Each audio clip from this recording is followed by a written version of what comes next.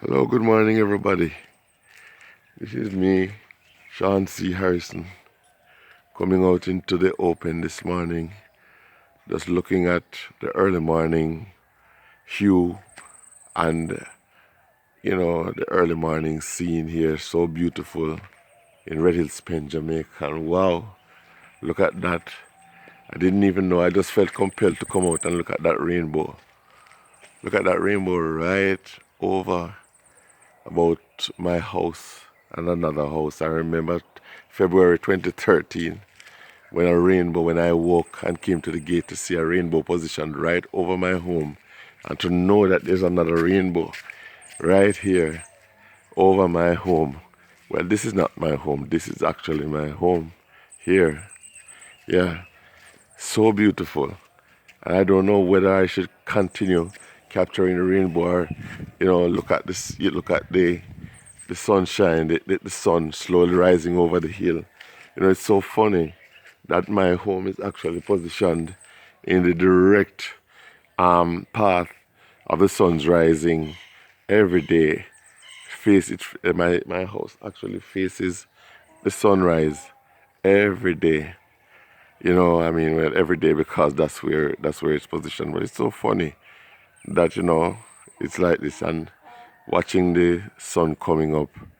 It's such a thing. Red Hills Pen is so beautiful. It's not funny. The environs, and we are overlooking. We are looking. The sunrise is overlooking the hills, the same hill that we used to go up to as children to pick all kinds of fruits, guavas, mangoes, guineps, everything when we were children. And just look at the sun. I don't know. I can't believe it that I actually came and captured this rainbow. I wish I could capture it in entirety. You to look at it, all at once. It's so beautiful. Yeah.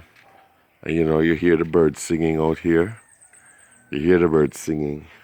It's really great, man. Really great. The wonders of God's creation. We give him thanks for waking us up to see another day.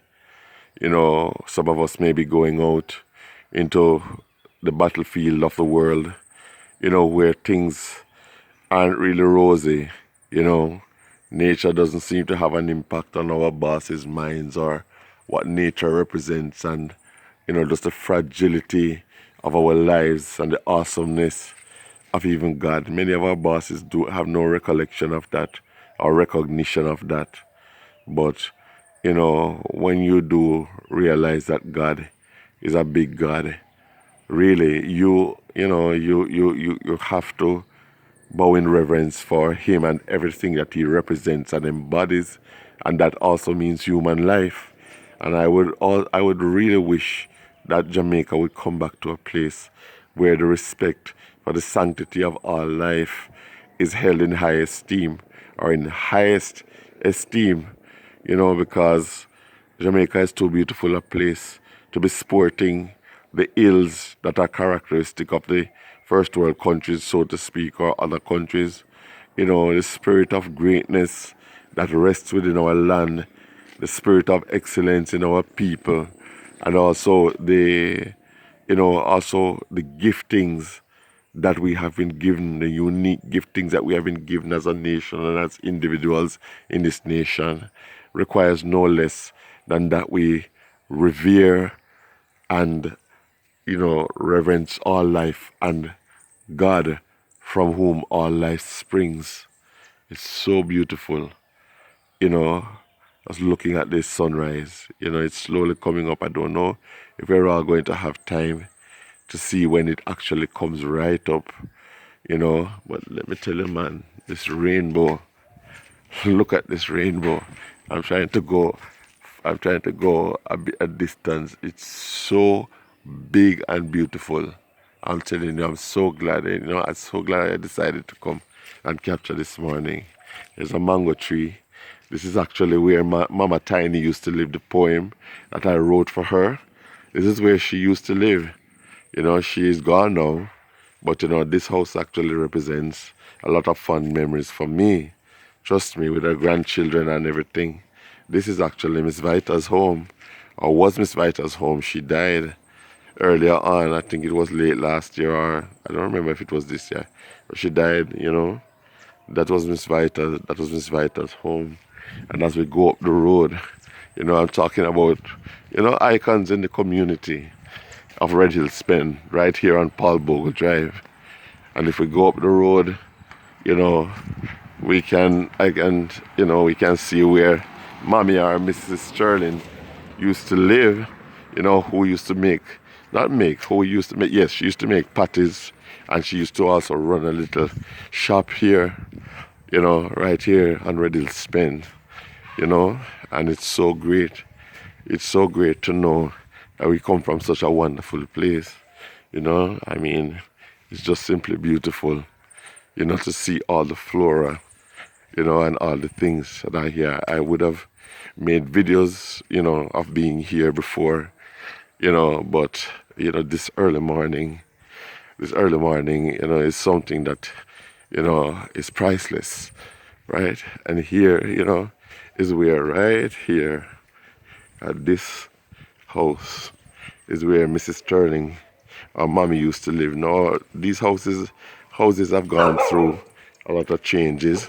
People have, you know, embellished and added onto them. But this place, man, used to represent, you know, a children's hub.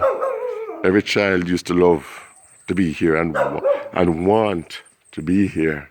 Mrs. Sterling is gone now. She died, and, you know, has left a void, certainly. Left a void behind us, certainly. Behind her, certainly. You know, and I know that there are many other places in Jamaica which are a lot like this, you know, and, you know, the settings are pretty much the same, you know, where we have, you know, wonderful community stalwarts and just a sense of community, or had it. And if we could come back to a place where many of these things would have been, you know, would have been emulated, it would be so good now. So I don't know if I'm going to have time to see the sun rising up, but this is actually 7 minutes and, you know, 40 odd seconds going now. I don't know if everybody has the time to look at this. But right, this is the path that leads up to the hill, and there was no fence here before when we were children. And it's like a shortcut. It was a place where we used to walk through, you know, and it just was so wonderful being here. And this nice coconut tree right in the back of Mrs. Madden's yard. This is where my friends Kadeen and Carleen and Cherise used to live, right? I mean, as their father, Mr. Madden, you know, the boys on Red Hill Spen, up to now you can still see some sugar canes. The boys on Red Hill Spen used to always love to come up here and want to jump into the man's cane field, and I would always say to them when I see them and he's there, ask the man for his cane. You know, ask the man first. Don't know if Katie and Carlene and Cherise remembers that, but up until now they still have some of the canes there. But, you know, we used to get some nice canes to eat as kids, and I would come to this gate a lot, you know, being a child, you know, just loving Katie and Carlene and Cherise and interacting with them. This is the Madden's residence. These girls, these ladies, you know, girls then, ladies now, you know, introduced me to modern gospel music, you know, the music of the Winans, and I'm telling you, we had such good times. I used to go to their church at the Firstborn Church at Morant Bay, South Avenue, you know, South Avenue, I don't remember, yes. But that is where they used to, you know, there used to be what people would call in St. Thomas Pastor Max Church. But these lovely girls, you know, were my good friends. And, you know, I still, you know, talk to Katie from time to time when she comes up to visit her mom. This is where Charmaine lived affectionately called Min. You know, one of my good bona fide sisters, right beside Carly, like kid. We used to have a lot of good talks around, a lot of jokes and all of those things, man. Beautiful, wonderful friendships, and a lot of these people I have actually, I have actually, I have actually highlighted in my books acknowledgements as I reminisce. You know, a lot of my childhood friends. You know, we had such rich interactions, and of course, this is actually the residence of the Fords. You know, Mrs. Ford, Lyndon Ford, my very good friend. You know, from school, one of my best friends. You know, and you know, we still maintain, you know, interactions to date. So wonderful. It was so wonderful living here and ready to spend as a child. So magical.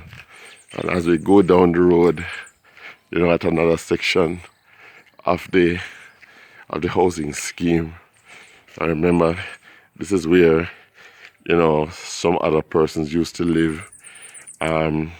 Claudia, the Drisdales, you know, and I remember the girls here, right at this home, the Faulkners, Jilly, my good friend, Josie, and Prim, you know, all those girls, you know, were persons who, you know, I had, you know, very good and close interactions with. Bonnie, you know, their brother, all of these people, you know. Memories, rich memories, rich memories. Debbie Lee used to live here, a schoolmate and another friend. And, you know, I mean, going down the road,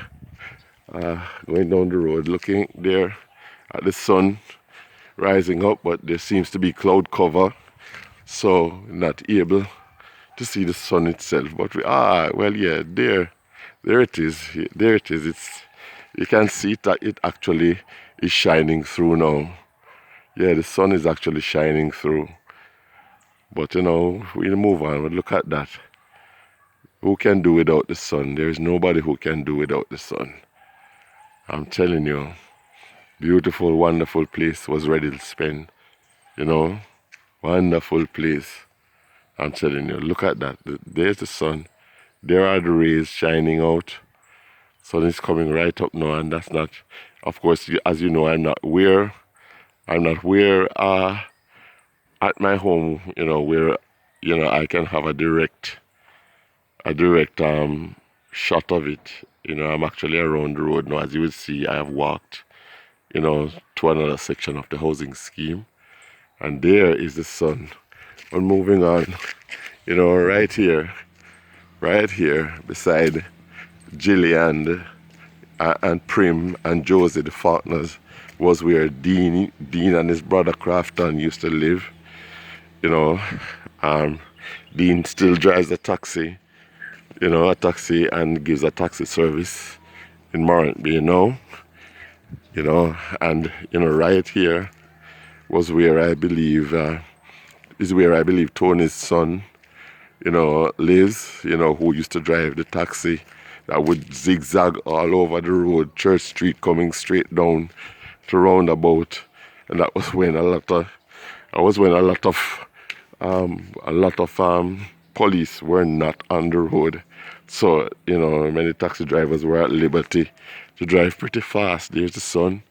There's the sun coming up. All right, you see that? There's the sun. Look at that. Beautiful, isn't it? The sun coming up. Yes, we can directly see the sun now. I'm actually at the Cameron's gate. You know, these people, you know, are Jehovah's Witnesses by faith. Mr. Cameron died the other day, you know, but his wife still remains, and they have always been, you know, good community members. Look at the sun there. Just look at the sun.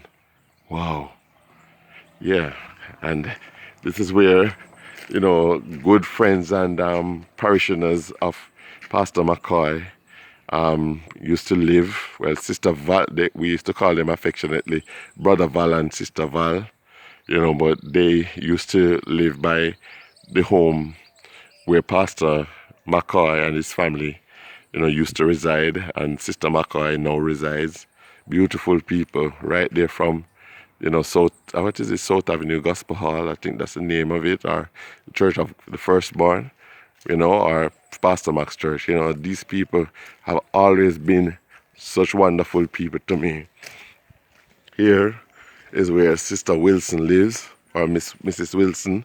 Her husband, Mr. Wilson, we knew from back in the day, from the same church that we used to call Pastor Max Church. And it was just always wonderful dealing with them. They were so gracious, and Mrs. Wilson still lives here, and I still interact with her from time to time, looking at the sun again in all its glory, huh? All its glory. Now here we're going. We're still on Paul Bogle Drive, and we're going down. I don't want the filming to finish, obviously.